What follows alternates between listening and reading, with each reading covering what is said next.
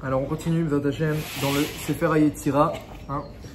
On étudie Sefer HaYetzira, le livre de la création. Pas le Sefer HaYetzira qui est Meyuchas les Avram Avinu. Il y a un Sefer HaYetzira de Sod, de secret de la Torah, qui est Meyuchas. On a filé à Avram Avinu, qui est étudié par les Mekoubalim. Nous on étudie Sefer HaYetzira, on étudie le Sefer Bereshit. Hein, le livre de Bereshit s'appelle Sefer HaYetzira, le livre de la création.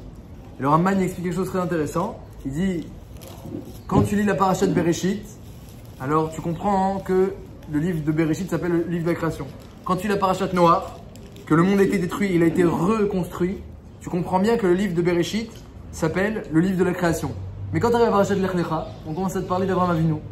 Pourquoi ce livre maintenant il s'appelle encore Sefer HaYetzira, le livre de la création? On n'est plus dans la Yetzira du monde. C'est plus le livre de la création. Midot. Oh, il dit encore mieux que ça. Il dit c'est Yetzira du Klal Israël. Yetzira du Klal Israël. Comme ça dit le Ramban, que sur le bitouille, l'expression de nos sages, Maaseh Avot Siman Labanim, merci d'ailleurs pour ça, Maaseh Avot Siman Labanim, il y a écrit que les actions de nos pères, c'est un siman de ce qui va se passer pour les enfants. Toutes nos épreuves, eh bien nos avots les ont vécues. Et Bifrat, Maaseh Avot Siman Labanim, ça veut dire, dit le Ramban, qu'en réalité, que il est en train, avec les avots qui contenaient en eux toute la perfection et la proximité avec Hachem possible, il est en train, Hachem, en fait, de préparer et de créer le peuple qui va continuer, qui va porter le flambeau. Donc, Hachem, en donnant des nisyonotes aux avot et en leur donnant de la réussite, eh bien, il prépare la création du Klal Israël. Donc, tout le livre de Bereshit jusqu'à Yosef, qui a complété le trio des avot, hein, ça devait être un avot. Il y a eu deux tribus, d'ailleurs, qui étaient eux-mêmes eh bien, des Shvatim Bifnei Atzmam, Ephraim et Menaché, eh bien, c'est la création du Klal Israël. On est en train de créer le Klal Israël avec les Avot, et en particulier, Avraham Avinu, Mamash, c'est le premier maillon. Le Midrash, il dit que Hachem, il a fait un nitou, qu'il a complètement, eh bien, cassé la chaîne de la généalogie du Hirous avec Terach. On descend plus de Terach. Il y a eu une brèche dans la généalogie. Voilà. Et bien, maintenant, on commence une nouvelle chaîne à partir de Avraham Avinu. Il lui a dit d'ailleurs, c'est marqué dans le Midrash, qu'il lui a dit, je suis poter otra de Kibud Avahem, je suis poter otra de ton Hirous. Le Midrash, il dit des choses très très harifot, bien qu'Avraham Avinu, il voulait pas faire Kilou Hashem, que les gens ne disent pas qu'il a manqué par rapport à ses devoirs de bon fils. Mais Akadosh Baruch Hu lui a dit, je suis poter otra, maintenant on commence une nouvelle généalogie, on commence un nouveau Hirous. Donc Avraham Avinu, Mamash, il faut savoir qu'on a en face de nous quelqu'un de très très grand. C'est sûrement le plus grand de tous les Avot, hein, dans le Midrash. On compare Yaakov à un C, Yitzhak un Haïl, un bouc, et Avram c'est le Shor Gadol. C'est le plus grand srout, Avraham Avinu.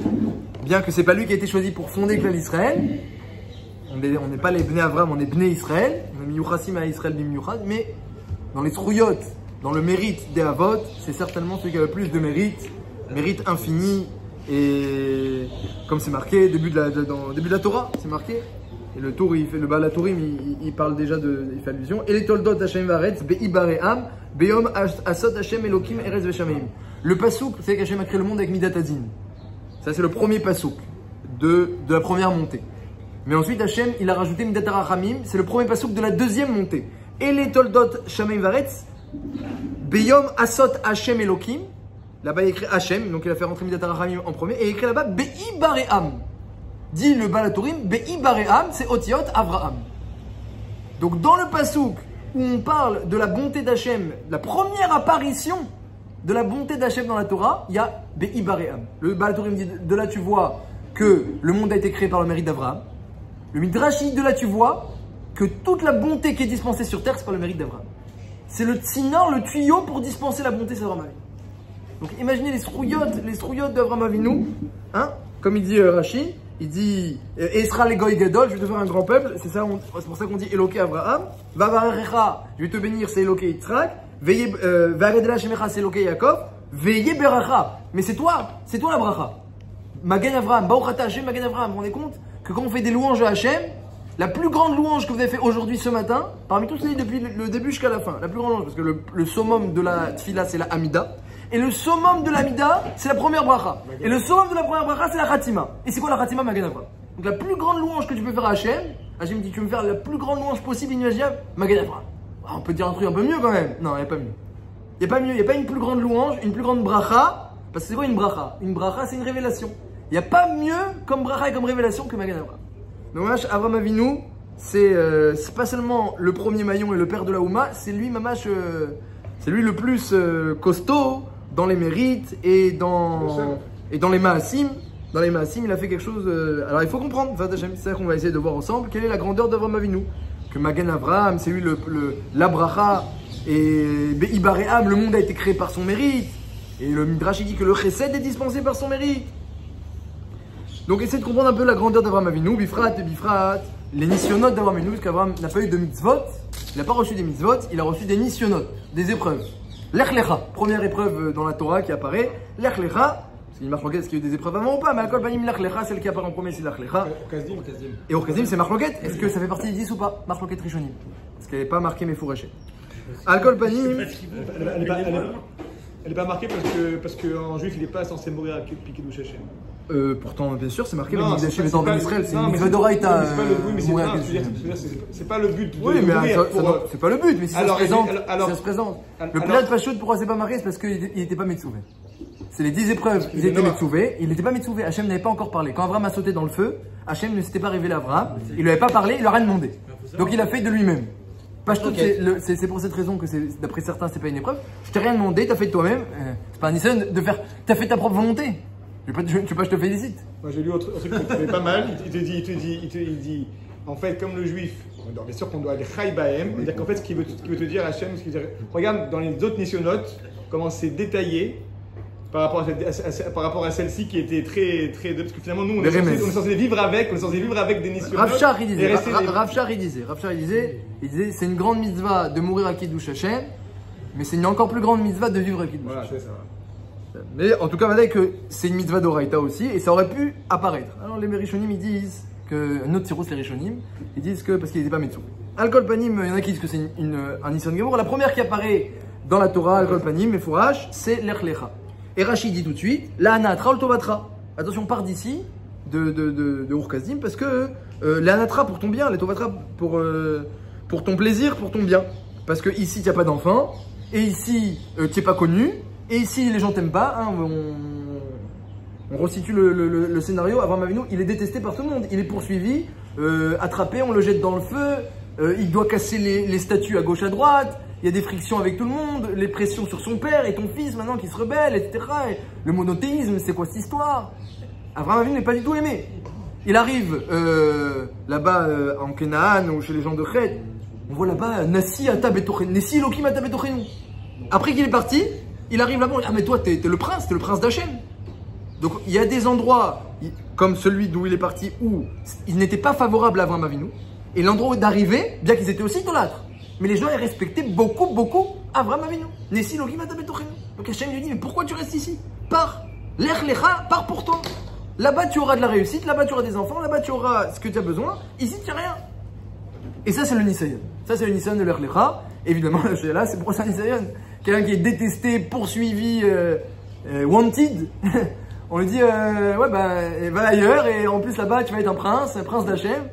Zé Nisayon Arishon. Il y a sa famille quand même. Il y avait sa famille, mais il est parti avec sa famille au départ. Et beaucoup et tout, il y avait Nefesh Asou Becharan, sa famille et même ses amis. Ses élèves. Ses élèves, toutes ses connaissances. Il est parti avec tout le monde. Une grosse tribu. C'est un déracinement quand même. C'est quand même un déracinement. C'est-à-dire, on va dire, on aurait pu penser que c'est à la première épreuve. Elle est comparée à la dernière. Hein. Parce que quand Hachem il a dit de faire la Kedah à Yitzhak, il a dit Lech Lecha l'Eretz Moria. Le Midrash dit que la première elle est comparée à la dernière. C'est manienne. Pourquoi? Ça sert à Reka. Il y a aussi le fait qu'aller vers un endroit. Alors, il nous dit, à l'arrêt de Sacha Reka, il y avait deux notions dans le tivouille. Première notion, l'Ech Lecha va pour toi. Mais une deuxième notion, qui mérite aussi d'être mentionnée, qu'Hachem il n'a pas dit où. Il a dit tu vas, mais je te dis pas où. Peut-être que c'est ça un chélek de l'épreuve. Il nous fait remarquer. Dit Rachid, Logi la Loaretz Miyad, il n'a pas dit pourquoi. Il n'a pas dit où ça, où il va. Alors pourquoi?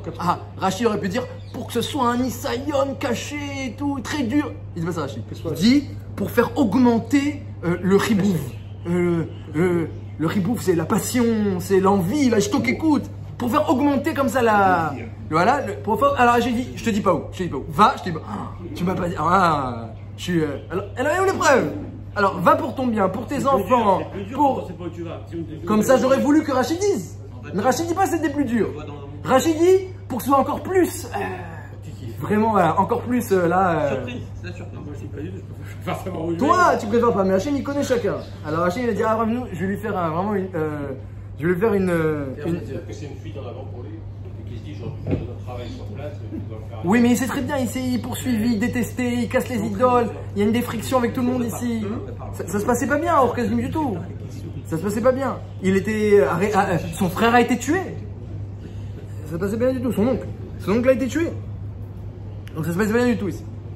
Et quand même, nos Rishonim, la Torah nous dit, nous révèle, l'Ech Lecha, c'est la première épreuve comparable à la dernière, à la Akedat Yitzhak. Et c'est le nom de la paracha, donc elle mérite qu'on l'étudie. Et en même temps, au passage, ça va bien nous expliquer un petit peu le travail d'Avraham Avinu, la grandeur d'Avraham Avinu. C'est mamash un bon sémel, je pense que l'épreuve de l'Ech Lecha, c'est vraiment une bonne image pour nous montrer quelle est exactement la Ma'out, la nature de Avraham Avinu et la grandeur d'Avraham Avinu. Donc Avraham Avinu, vous savez, avant qu'on réponde aux questions, c'est quoi l'Ech Lecha, c'est quoi El Haaretz Asher Hareka, c'est quoi la grandeur d'Avraham Avinu? Avraham Avinu, c'est celui qui nous a donné Yesodé à Torah, la base de la Torah, la base de la connaissance d'Hachem. Rav Pinkus, il dit Parashat Bereshit, c'est les actions d'Hachem. Parashat Noach, c'est les actions des hommes. Hachem, dans la Parashat Noach, il consacre la Parashat, qu'est-ce qu'ils ont fait les hommes? Ils ont fait beaucoup de ashrata, beaucoup de destruction et de vol et jusqu'à Noir. Aval Panim, la Parashat Bereshit, c'est l'action d'Hachem, la création du monde. Ensuite, Parashat Noir, les actions des hommes. Il dit l'Ech Lecha de Rav Pinkus, c'est quoi? C'est maintenant on fait le Kesher. Le Kesher, le lien, le pont. Enfin, il y a quelqu'un qui va faire le pont, le Kesher, qui est un chibour, il va y avoir une interaction entre Hachem et l'homme. Ça, c'est l'Ech Lecha. Et Bémet Avraham Avinu, c'est le premier comme le Midrash. Le Rambam, le Midrash, il raconte, Avraham Avinu, depuis petit, il cherchait Akadosh Baruch Hu, puis même quand il a grandi, il a révélé à tout le monde, c'est à sa gote, c'est à sa compréhension d'Hachem, il a réfléchi de lui-même, ses clayot, ses reins, eh bien, lui enseignaient la connaissance de la Torah. Naturellement, c'était un Mayan Amit Gaber, vous n'imaginez pas combien il était un grand Talmid Chacham, la Gemara dans Yoma, Dafkafret Amoudbet, elle dit qu'il était Rosh Yeshiva, après coup. Le Rambam dit qu'il y avait des dizaines de milliers d'élèves, et... il a mis une lumière dans le monde qu'il n'existait pas avant. Alors on va lire un petit peu Ilchot Yesodei HaTorah, on va lire un petit peu les halachot des fondements de la Torah pour comprendre qu'est-ce qu'Avraham Avinu nous a enseigné et qui était Avraham Avinu.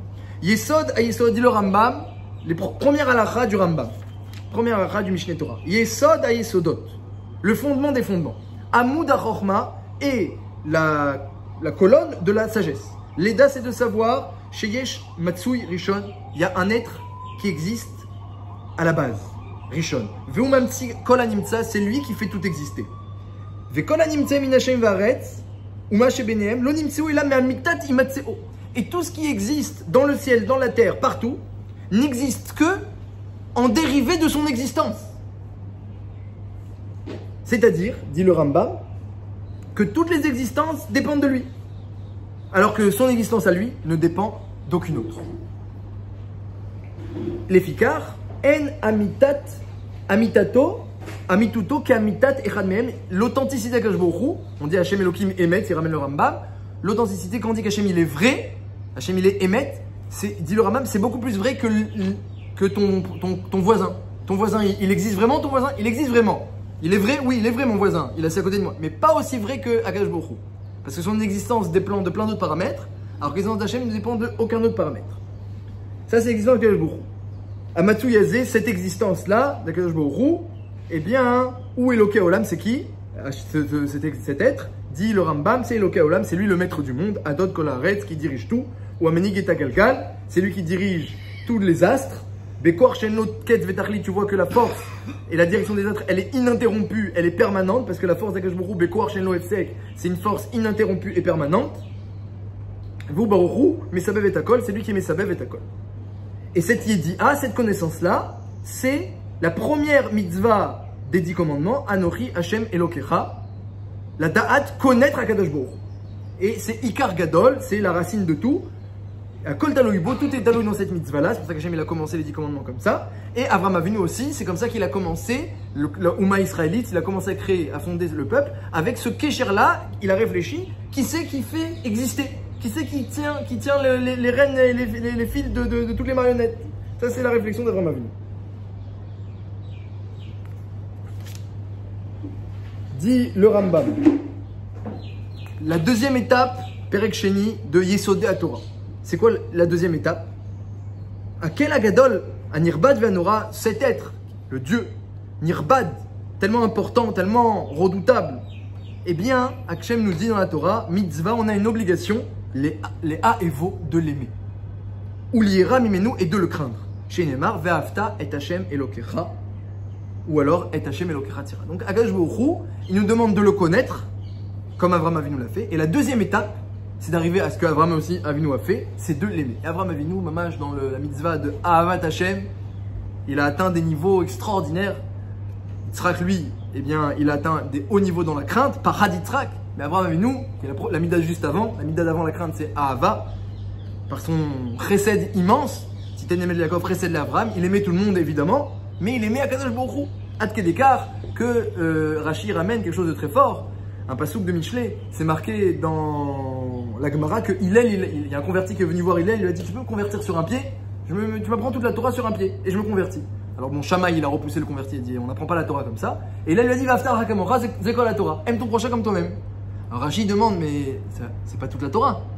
Il a menti, Hillel. C'est pas toute la Torah. Ah, il y a des Rishonim qui disent: oui, Hillel il a menti. C'est permis de mentir pour arrondir les angles et qu'il voit une belle image de la Torah. Que vous allez dire? Rashi dit non. Vaftar hakamora, ça inclut toute la Torah.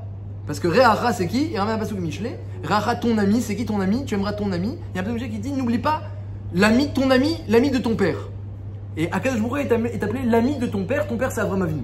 Et Hachem et Avraham, ils sont tellement proches que Shlomo Amelach, il appelle Hachem l'ami, Re'acha, l'ami de Avraham Avinu. Donc ils sont atteints un niveau de proximité, d'affection et d'amour, à tel point qu'on peut appeler Hachem l'ami d'Avraham. Et bien que Avraham, il craignait Akadosh Baruch Hu, il savait que c'était le patron, c'est le premier qui appelait Hachem Adon le patron, c'est Avraham Avinu. Mais Al-Kol Panim, il avait un amour pour Hachem extraordinaire. Alors comment on fait? Comment on fait pour avoir l'amour d'Hachem?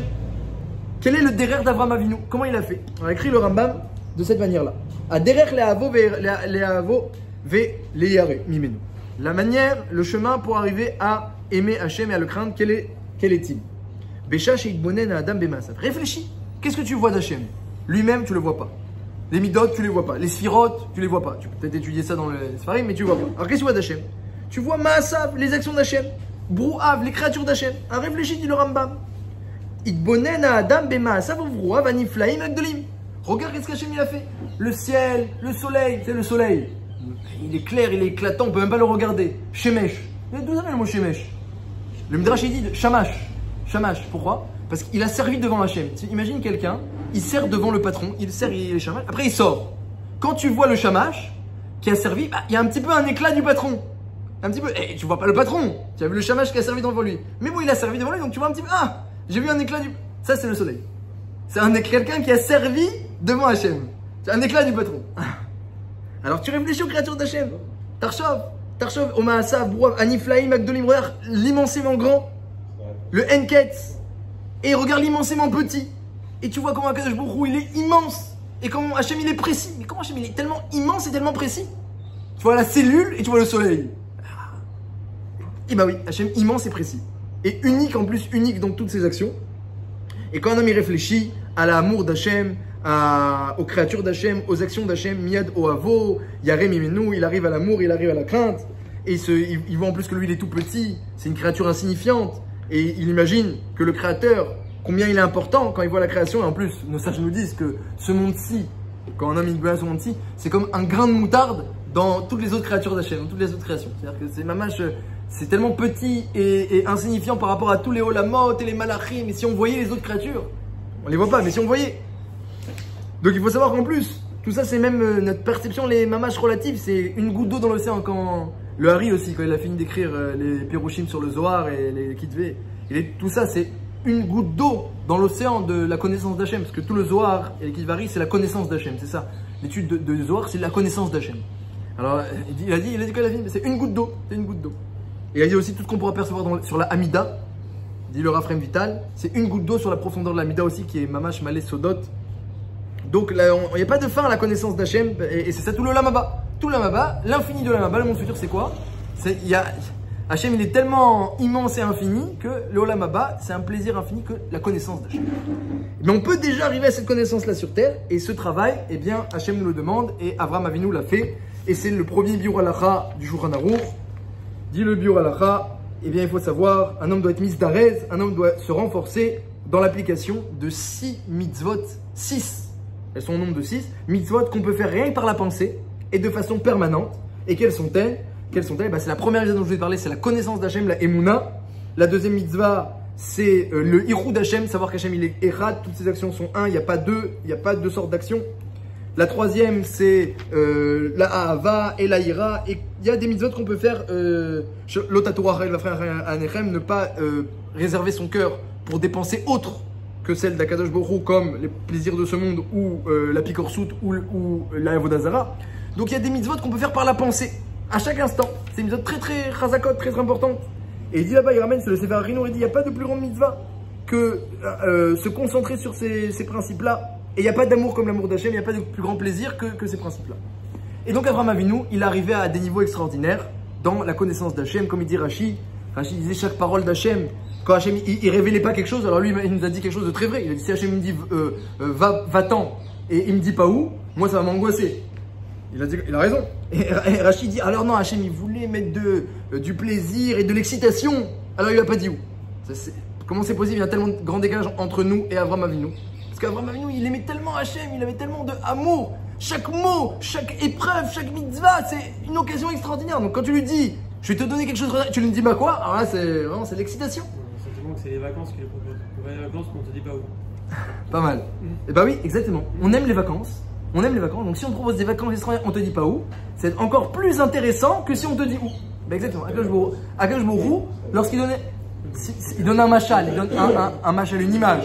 Pour nous aujourd'hui, si Hachem donne une épreuve, ça va nous exciter. Mais si on propose des vacances, on dit pas où, je vais mettre c'est intéressant.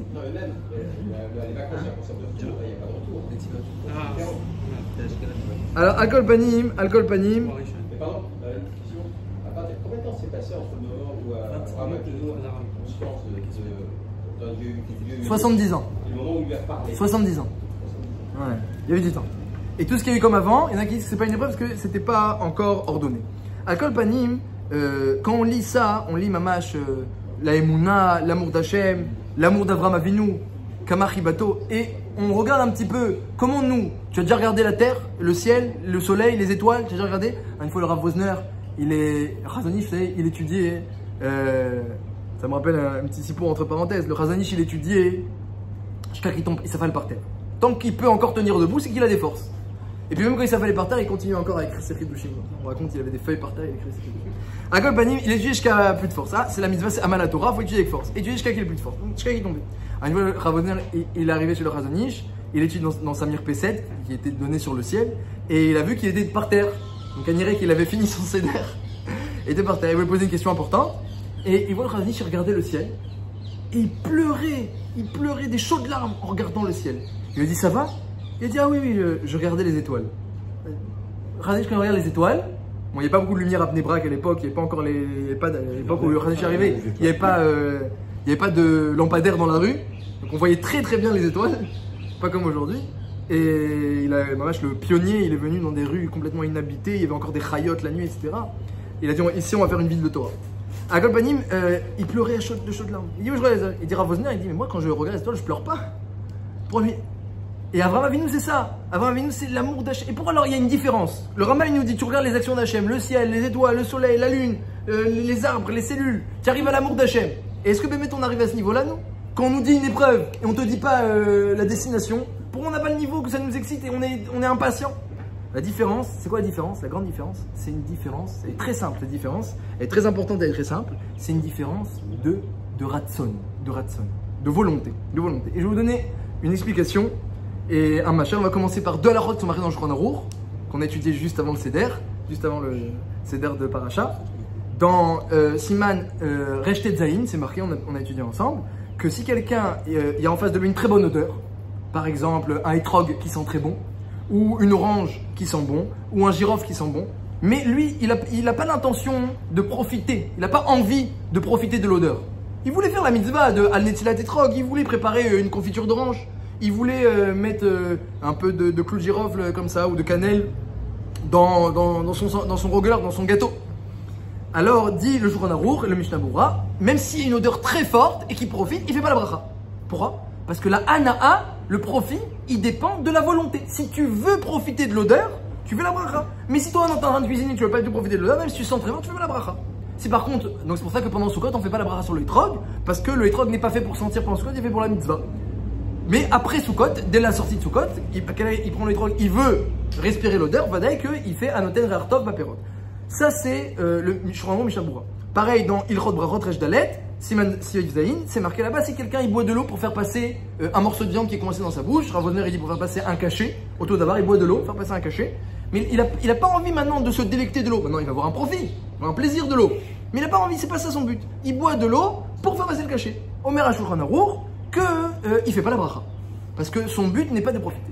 Il y a un chidouche qui est très fort ici, que la hana'a, le profit, il dépend de la volonté. Sur Terre, il y a des anaot objectives et il y a des anaot subjectives. Tu prends une fraise, tu goûtes, c'est un goût de fraise. N'importe qui, un adulte, un enfant, un animal goûte, aura un goût de fraise. Tout le monde a un goût de fraise et chez les êtres humains, c'est un goût appréciable. C'est un goût appréciable. Il y a des choses où le profit dépend de la volonté. Et si on réfléchit bien, eh bien, les anaot les plus grandes sur Terre sont celles qui dépendent de la volonté. Lorsqu'un homme il a un ratson, une ta'ava, un désir, eh bien ça rend la hana'a beaucoup plus grande. Comme par exemple le domaine de l'intimité, où tout le monde va dire bah la hana'a elle est très grande dans ce domaine, mais quelqu'un qui n'a pas la ta'ava, qui n'a pas le désir pour ça, ça lui parle pas, il n'a pas le désir pour ça, mais si va chez Yé, eh bien quand il n'a pas encore la ta'ava, il ne comprendra pas en quoi la chair c'est un désir, c'est une hana'a, il comprendra pas. Toute la hana'a elle vient de la volonté. Le fait qu'il y ait une volonté, une ta'ava chez l'homme, ça donne de la hana'a. Les plus grands plaisirs, ils dépendent du ratson. À quel écart, j'en aurais dit, quand tu veux pas respirer l'eau etrog, quand tu veux pas boire l'eau, tu vas le bracha. La hana'a, elle dépend de la volonté. Et en réalité, c'est comme ça sur Terre. Un homme, il aura de profit. Dans quel domaine il aura le plus grand profit, le plus grand hana'a? Un rachat, il aura son plus grand hana'a, pas dans la daf de Gemara. Même si un rachat étudie la Gemara, il aura pas une grande hana'a. Parce qu'il veut pas, ça l'intéresse pas. Alors qu'un autre, il va avoir une grande hana'a. Ou il aura le rachat, il aura dans ses avérotes, il aura la plus grande hana'a. Un Benoni, il aura, là où il va faire sa volonté. Par exemple, si un Benoni va dire, moi, ma plus grande ratson sur Terre, c'est quoi? Eh bien, il va dire, c'est mon métier. C'est gagner de l'argent, ou même si c'est pas de gagner de l'argent, c'est faire son métier, construire, fabriquer des choses, ça, c'est sa plus grande volonté. Le plus grand hana'a qu'il aura, c'est là où il y a sa volonté. Et si c'est quelqu'un qui est un tzaddik, dans le domaine des mitzvot. Donc en réalité, tous les êtres humains, ils arrivent peut-être au même niveau de hana'a. Il n'y a pas un qui est plus né que l'autre, c'est selon la volonté. Là où tu vis que ta volonté, tu as ton plaisir. Alors finalement, quelle différence pour on dit que le plus grand plaisir est dans la Torah et les mitzvot? Finalement, le plaisir, il dépend de la volonté. Donc il n'y a pas de plus grand plaisir dans la Torah et les mitzvot que dans les autres choses, dans les autres domaines. La réponse est marquée dans Tehillim, David Ameler, il dit David Ameler quelque chose de très beau. Il dit ki isbia nefesh shokeka ve nefesh re'eva miletov. C'est vrai que l'homme, il est shokeka. Shokeka, ça veut dire il a en lui des désirs. Mais il y a des désirs qui sont, quand on les réalise, qui sont masbi'im, qui rassasient l'homme. Et des désirs que lorsqu'on réalise, il rassasie pas l'homme. David Ameler, il dit quelque chose. Il dit, moi, toute ma vie, j'avais une effet shokeka, une âme désireuse. Jusqu'à que j'ai trouvé Hachem, c'était pas rassasié. Qui zbia nefesh shokeka, lorsqu'Hachem, j'ai trouvé Hachem, il m'a rassasié mon âme désireuse. Ve nefesh re'eva, mon âme qui avait tellement faim, miletov, il a rempli de bien. C'est-à-dire que l'homme, il a des désirs, mais quand il les réalise, il peut rester sur sa faim. Il se sent vide, il a rien fait. Qu'est-ce que ça vaut finalement? Il a eu une hana'a de réaliser sa volonté, mais il reste sur sa faim, rien de spécial. Alors qu'il y a des domaines comme la Torah et mitzvot, la connaissance d'Hachem, où là dit David Ameler un chidouche, que lorsque tu réalises ton désir, si c'est ton désir, tu seras rempli miletov. Tu vas te sentir, rassasié. Ça c'est qu'avec Hachem qu'on peut être rassasié et rempli de bonnes choses, de lumière et de doucha. Il y a un, il se remplit de avera et de vide et de néant par son hana'a, et un autre, il se remplit de Torah et de mitzvot et de doucha. Et donc tout ça pour dire que la différence entre Avraham Avinu, elle est très simple. C'est que Avraham Avinu, il avait de la volonté. Il avait une grande volonté de découvrir Hachem depuis qu'il est petit, et toute sa vie, il avait de la volonté de découvrir Hachem. Donc forcément, chaque étape dans la connaissance d'Hachem, pour lui, c'était le plus grand plaisir qui existe. Tu me dis, pars sur une autre terre, et tu me dis pas où, c'est la plus grande excitation possible qui existe. Tu me dis, je vais te donner quelque chose, mais je te dis pas quoi, je vais te donner un enfant, mais je te dis pas comment. D'accord, mais en plus, il a une emuna atsuma et un amour d'Hachem terrible. Et donc chaque chose qu'il voit dans la nature, pour lui, ça réveille de l'amour. Pourquoi? Parce qu'il a soif de connaissance d'Hachem. Le Chazon, il voyait les étoiles, Donc il avait tellement de connaissances, une envie de connaître Hachem. Et la Gemara dans Brachot, elle dit que les étoiles, ça te montre l'amour d'Hachem pour Klal Israël. Il y a marqué quand les Bnei Israël, il disait à Hachem, tu nous as oubliés, tu nous as envoyé des tsarot, tu nous as envoyé des problèmes, et des épreuves, et des galouillottes. Hachem dans Brachot, il répond, regarde les étoiles. Chaque étoile que je mets dans le ciel, elle correspond à un Ben Israël sur terre. Et elle, je la mets pour lui, et elle, je la mets pour lui. Et tu dis, je t'ai oublié. Regarde, chaque fois, je vais sortir, toi, ça va être Keneged, un tel. Toi, ça va être Keneged, un tel. Chaque étoile, il a fait sortir avec le nom de la personne qu'elle représente. Tu crois que je t'oublie? Je t'ai pas oublié. Et donc, quelqu'un qui a un désir d'Hachem et qui veut connaître Hachem, lorsqu'il voit les étoiles, c'est très émouvant. Hein, le Rav Steinman, on raconte qu'il voulait pas qu'on mette de fleurs dans la maison. C'était trop dur au niveau émotionnel. Supporter la vision d'une fleur, c'était trop dur pour lui. C'était trop mitragesh, il était trop ému en voyant une fleur. Il disait, pas de fleurs dans la maison. C'est mitragesh, il est trop mitragesh. Comme ça, on raconte Hachem. Donc les gens qui ont une grande volonté dans la Torah et le mitzvot, la Torah et le mitzvot leur donne beaucoup de plaisir. Et c'est normal, comme une avera aussi l'avdil. Que quelqu'un qui a une grande volonté, ça va lui donner plaisir. Mais la grande différence, elle est que là-bas, tu te remplis de gdusha et de lumière et de grandeur, comme Avraham Avinu. Alors dans l'autre, tu te remplis de néant. Alcool panim, donc c'est la grande différence entre Avraham Avinu et nous. Ce que vous avez dit, la différence, c'est le Nefesh Reva Mileto, c'est-à-dire Isbia. Quand on se remplit de Torah et mitzvot, on est rassasié. Il y a une satiété, alors que quand on se remplit d'Avera, on cultive le manque. On cultive le manque, c'est vrai. Exactement. Alors le Ramban, dans Parashat Nitzavim, il demande d'où ça vient la perversion et la déviation et tous les trucs un peu bizarres que certaines personnes pratiquent. Il dit que là-bas, au sujet du passage que l'âme assoiffée va devenir abreuvée. Les Ravot et Arava et Tatsemea, là-bas il dit que ça fait allusion aux gens qui ont soif de choses pour lesquelles les autres ils n'ont pas du tout soif. D'où ça leur vient? Il dit c'est à force de cultiver les désirs pour la matière, eh bien vu qu'à la fin ils sont rassasiés de ça, ils n'en peuvent plus, il faut trouver autre chose. Quand on cultive le mal, alors il faut trouver toujours autre chose. La mode. Oui, mais quand il est habitué par ça, etc., il est habitué, alors non, il faut passer à un autre, etc. Il est habitué, on peut mettre ça. Dans la Torah, il n'y a pas ça, parce que Akadosh Baruch Hu, c'est Miletov, on nous remplit de bien et de Gdusha, donc on est vraiment rassasié. Mais quand on travaille avec le Yitzhara, alors le Yitzhara, c'est la Klippa, c'est le vide par excellence, la Chitzoniut, c'est le Chitzonim, dans le Zohar, c'est marqué, on l'appelle l'écorce, on l'appelle l'extériorité, parce qu'il ne contient rien. La Vera ne se nourrit que de Gdusha. Elle-même, elle est complètement vide. C'est une clipa. Donc quand un homme il cultive le manque et le vide, il est forcément obligé de se renouveler, de changer. On va pas garder tout la même clipa. Mais quand quelqu'un il a le fruit, alors oui, ça il peut rester des années et même pour l'éternité. Alcool panim, tout ça pour arriver maintenant au sujet que le cœur d'Avraham Avinu il était ouvert comme un oulam. Et sur Klal Israël c'est marqué quoi? Dit le Shlomo Meler dans Shir Hashirim, Ani Yeshena Veli Bi'er. Moi je suis endormi, mon cœur est réveillé. Et c'est qui Ani Yeshena? Le Midrash il dit Ani Yeshena c'est Klal Israël. Libère c'est qui? C'est Akadosh Baruch Hu. C'est-à-dire que notre cœur il est endormi de cette volonté. Il est endormi de cette vocation. Il est endormi de cette démarche. Et le cœur d'Hachem il est réveillé. Hachem c'est marqué que le cœur Hachem il est mishtokek. Il a un désir pour le Klal Israël autant que le Yetzirara il a un désir de faire fauter. Donc on voit quand le Yetzirara il s'acharne pour faire fauter, comme ça le Midrash il donne un machal. Il y a un désir du Klal Israël. Mais Akadosh Baruch Hu ne nous a pas donné naturellement ce réveil. Il attend de nous un réveil. Et les actions qu'on va faire, elles peuvent nous réveiller. Avraham Avinu, toute sa vie, pendant 70 ans, il a travaillé, il a fait des actions, il a combattu l'influence idolâtre pour se réveiller. L'épreuve de l'Ech Lecha, il écrit que c'est un Nisayon. Le Ramban, il dit c'est quoi un Nisayon? Il dit mais c'est facile, l'Ech Lecha, c'est une épreuve excitante, extraordinaire, tu vas avoir des enfants, tu vas être connu, tu quittes tous ceux qui te détestent avec ta famille, tes amis, tout le monde vient avec toi. C'est quoi cette épreuve-là? Il dit le Ramban, le but du Nisayon, c'est pas que ce soit difficile. C'est pas ça, Nisayon. Si dans la vie, nous, on a des épreuves difficiles, c'est peut-être que ce sont nos embûches, que nous nous sommes placés à nous-mêmes.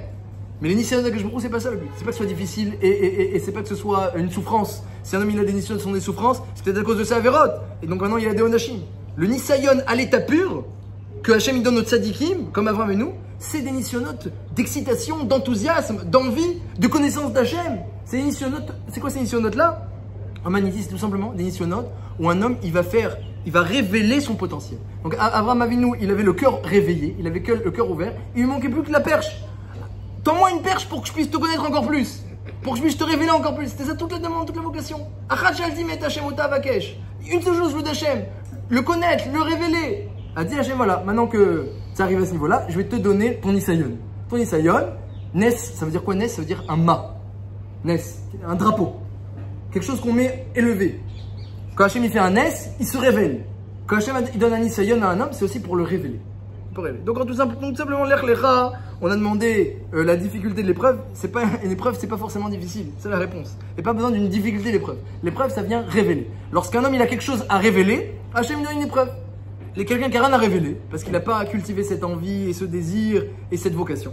Eh bien, mais il y a quand même bon Hachem, parce que sinon on va dire bah alors on est perdu parce que c'est très difficile. On n'est pas du tout au niveau d'Abraham Avinu. Il y a le Messiah Shérim qui dit que si t'es pas arrivé au niveau où ton cœur il est réveillé, alors toi-même, réveille ton cœur. L'homme il a la possibilité par ses actions de réveiller son cœur. Donc si un homme il va faire des démarches, il va faire lui-même, il va faire un Echlecha, une certaine galoute, il va s'exiler. Il va s'exiler dans un Beth Midrash pour aller étudier, il va s'exiler pour aller à un chiot. Il entend qu'il y a un rave qui lui plaît, qui lui convient très loin, il va faire un effort. C'est une petite galoute. Le Midrash il dit même sortir de la maison pour aller dans la souka, c'est une galoute. Donc chacun à son niveau, lorsqu'on va faire aussi une démarche telle que, comme Abraham Avinu, de s'exiler pour aller, eh bien ça va créer en nous cette vocation. Un homme il doit essayer de faire des maasim qui ressemblent au Havot, et c'est pour ça que la Torah elle s'allonge sur Abraham Avinu pour décrire un petit peu ses actions. Le fait de partir à l'aventure pour Hachem, eh bien c'est ça qui a révélé l'amour, l'Odia, c'est marqué dans Pirkei Avot, l'Odia Kamach Ibato Shakash Borou. Donc c'est ça un petit peu le Yesod. Le Yesod c'est d'essayer de se réveiller à la connaissance d'Hachem, parce qu'on peut regarder la nature, le ciel, le soleil, on peut regarder, mais ça peut, ne rien réveiller en nous, parce qu'on n'a pas à la base cette volonté. Ah, il faut essayer maintenant de créer cette volonté. Le Rav Etzraim, ils sont venus le voir, le Rav Etzraim, et Talmidim, ils lui ont dit Vafta el-Hakamocha, Vafta et Hachem Elokecha. Il y a une mitzvah d'aimer Hachem, ou d'aimer son prochain. Comment on fait? Nous, on n'a pas l'amour dans le cœur, comment on fait? Comme ça demande au Rav Etzraim. Rav Etzraim, il a dit c'est une shela que vous n'avez pas l'amour. Normalement, quand un homme il perçoit les choses de façon correcte, il doit naturellement avoir cet amour-là. Comme ça, il a répondu à Etzraim. Et si tu n'as pas les fachot, eh ben prie de l'avoir. Prie Hachem que d'amour pour lui. Prie Hachem que d'amour pour le prochain. Je vais finir une petite histoire sur le Harizal très intéressante. C'est que le Harizal, donc il a étudié la Torah, il n'a pas vécu longtemps, hein, à peine 36 ans. Et c'est lui qui a révélé tous les sodot de la Torah jusqu'au Hari. On ne comprenait rien aux sodot et au Zohar. Le Zohar, les Rishonim avaient le Zohar. On ne comprenait rien. Rabbi Shimon ce qu'il a écrit, c'est très très obscur. Jusqu'à que le Hari est venu et il a tout révélé. Il a tout révélé. Et en combien de temps il a révélé ça? En moins de 2 ans. Alors je vais raconter l'histoire avec le Raphaël Vital. Non. Le Harizal, quelques années avant sa ptira, Eléonavi, qui était couramment chez lui, lui a annoncé qu'il va bientôt mourir. Et le Harizal n'écrivait pas. Il avait tellement de Gilouim qu'il ne pouvait pas écrire. Parce que quand on écrit, c'est qu'on perçoit une chose. Mais lui, il avait des Gilouim mamash Meroubim. Donc il ne pouvait pas écrire. Et il a dit, celui qui doit écrire Techidushim, c'est Raphaël Vital. Il est venu sur terre pour ça. Donc va à Tzfat, il a dit Eléonavi, parce que il te reste plus beaucoup de temps à vivre. Le Harizal est arrivé à Tzfat. Qu'est-ce qu'il a fait? Première chose qu'il a fait, aller voir le Hari, pas du tout. Il s'est installé, il a attendu que Raphaël Vital vienne le voir. Il a attendu 1 mois, 2 mois, 3 mois, 6 mois, Raphaël Vital va bien le voir. Alors les gens ont dit, Raphaël Vital, il y a un grand rave, il y a le Harizal qui est là, etc. Tu veux pas aller le voir? Raphaël Vital, il dit, ah oui, j'ai entendu sur lui, etc. Mais le Raphaël, il pensait qu'il était plus grand que le Hari. Alors pourquoi il va aller le voir? Ah, on me dit qu'il fait des Nissim et Roi. Moi, je m'en fiche, Nissim, Roi HaKodesh. Est-ce qu'il connaît la Torah? Est-ce qu'il connaît pas la Torah? Bon, alors on lui a dit toujours des bonnes choses, mais il dit, est-ce qu'il connaît vraiment la Torah? Et un jour qu'il a rencontré, alors il a posé une question. Et le Hari, il a montré qu'il connaît la Torah. Il a posé une autre question. Il a montré que même leurs connaissances n'ont rien à voir. Après, il a posé une 3e question. Il a dit, ça y est maintenant. Maintenant, toi, tu étudies seul, moi, j'étudie seul. Tu m'as posé trop de questions. Je veux plus t'enseigner. Et Raphaël Vital est rentré chez lui, il a déchiré ses vêtements, il s'est mis par terre, une poussière sur la terre, il a dit à Hachem, j'ai plus le goût de vivre si j'étudie pas avec cet homme-là. Il a vu qu'il y avait un puits de Torah dans le Sod. Alors il a prié, il a pleuré, il a prié. Le lendemain, il est devant le Hari, et le Hari il a dit, tes prières ont été acceptées. Et le Hari, il a demandé, quand après le Hari il a dit qu'il doit partir, il doit mourir bientôt. Alors il a dit, ah, pourquoi vous n'êtes pas venu me voir plus tôt? Il a dit, on ne peut pas enseigner la Torah, et en plus beaucoup de Torah, s'il n'y a pas une volonté de l'autre côté. Et là, vraiment, il y a eu la volonté. Il a déchiré ses vêtements, il a mis la poussière. S'il n'y a pas une volonté, tu voulais pas prendre de moi, eh ben tu veux pas, je peux pas t'enseigner. La base pour profiter de la grandeur de la Torah, la révéler, en profiter de cette lumière-là, c'est la volonté. Et pareil pour la lumière à Kajbourou. S'il y a une volonté à la base, s'il y a un désir à la base, eh bien on peut arriver à trouver quelque chose. Mais si quelqu'un n'a pas encore réveillé en lui cette volonté, il a d'autres volontés. Il faut savoir que, comme il dit le Maharal, il dit que quelqu'un des fois, il n'a pas la volonté pour la Torah, la mitzvot et pour Hachem, parce qu'il a tellement d'autres volontés, des ritzonot à gauche et à droite, et en plus des volontés qui sont complètement sautrotes, qui contredisent, qu'ensuite après, quand il arrive, avec son goût d'oignon, comme fait dans un machal et d'ail, et qu'on lui donne à goûter la finesse de la Torah, il dit bah, moi je sens rien, moi. Tu sens quoi? Tu sens du goût? Moi je sens rien. Tu sens ta spot? Non, je sens pas. Ça a un goût d'oignon. Mais forcément, arrête de manger de l'oignon cru, et après tu viendras goûter un tosfot. Donc en tout cas, lorsqu'un homme il prie Hachem d'avoir un Ratzon Tov, et il se sépare un petit peu des mauvais Ratzonot, ou des choses qui sont vides, de toute façon on cultive que le manque et le vide, et c'est vrai qu'il rassasie sa volonté dans ce domaine-là, mais il peut aussi la rassasier dans un autre domaine. Et là-bas, en plus, il sera milétov, il sera rempli de bien. Alors il ressemble à Avram Avinu, dont le Yesod, il était la volonté de découvrir Hachem.